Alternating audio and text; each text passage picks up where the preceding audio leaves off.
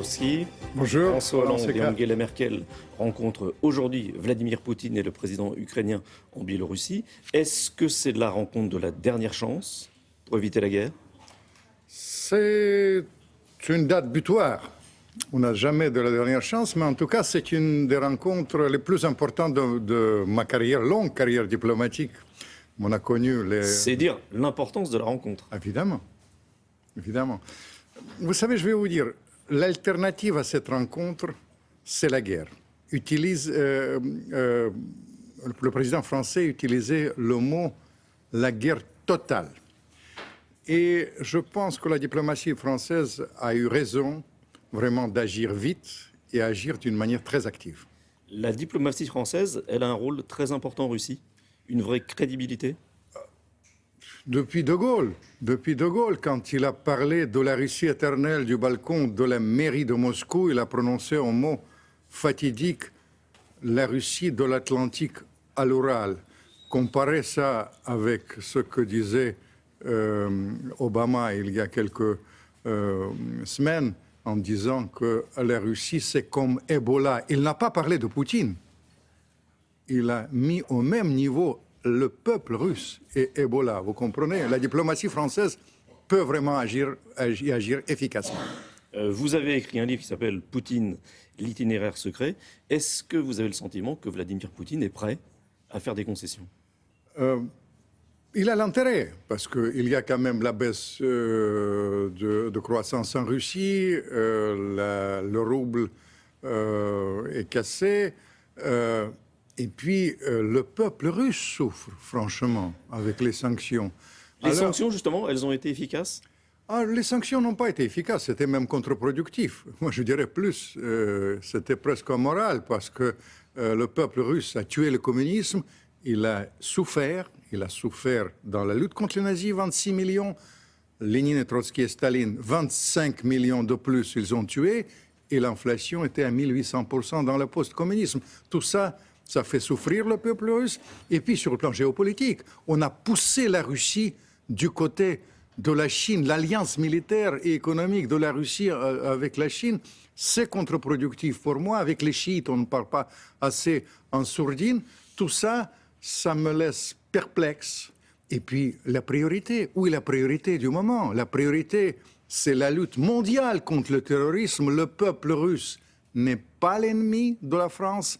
Le peuple russe est l'allié dans cette bataille contre l'islamisme. En tout cas, selon vous, Vladimir Poutine n'est pas l'homme à se laisser impressionner par des sanctions.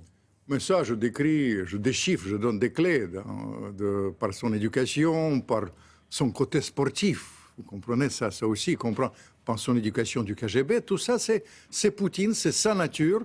Mais je pense que l'intérêt de la paix est en jeu. Et c'est par conséquent, il fallait agir. Je pense que Poutine, il doit prendre en compte cet aspect-là. Quel est le rôle exact des États-Unis dans cette affaire? Les États-Unis, ils jouent un rôle bizarre. Moi, je ne partage pas leur logique. Ils me disent, on va faire les sanctions, les Russes vont vivre mal et ils vont virer Poutine. C'est vrai, les Russes ils ont vécu mal, mais Poutine n'a jamais été si populaire. Et puis, ils ont essayé cette logique de confrontation. En Irak, pourquoi ne pas parler de la Libye, mais aussi ailleurs. En Afghanistan, c'était toujours contre-productif. Mais la différence est là. Vous savez que j'ai un côté, mon père était ukrainien. L'Ukraine n'est pas loin, c'est à 2 heures de vol de la France. On est dans la logique de dingue. Ils veulent livrer les armes, les Russes vont réagir. On est dans l'enchaînement terrible. On va jusqu'où? Jusqu'à la guerre. Livrer des armes aux Ukrainiens, c'est un vrai risque d'engrenage. Quelles armes? Livrer les armes létales. Il faut éviter la logique de confrontation. Vous savez, je vais vous dire, si on entre dans cette logique, c'est à l'infini. Et moi, je parle avec les experts, les Allemands, les Français, les autres. Ils sont complètement affolés. Parce que, est-ce qu'on va aller jusqu'à la guerre nucléaire tactique dans cette logique-là? Et c'est pour ça, cet activisme de la diplomatie française, pour moi, c'est une chance historique pour la paix. Quel type de compromis peut se dessiner? Sur place, tout est dans le détail, évidemment. Ce sera très difficile d'obtenir tout ça, mais c'est possible. Tout d'abord, il faut, vous savez, faire avancer les armes lourdes et il faut assurer, dans la réalité, le contrôle. Avec qui, de quelle manière. Vous savez, tout ça, c'est les discussions qui seront rudes. Pour l'instant, on est là. Et je suis modérément optimiste parce que je pense que les intérêts vitaux aussi de l'Europe est en jeu. Si ça continue, ça peut casser la croissance en Allemagne, c'est vraiment les choses trop sérieuses qui sont en jeu. Espérons que ça va nous donner une chance pour l'avenir.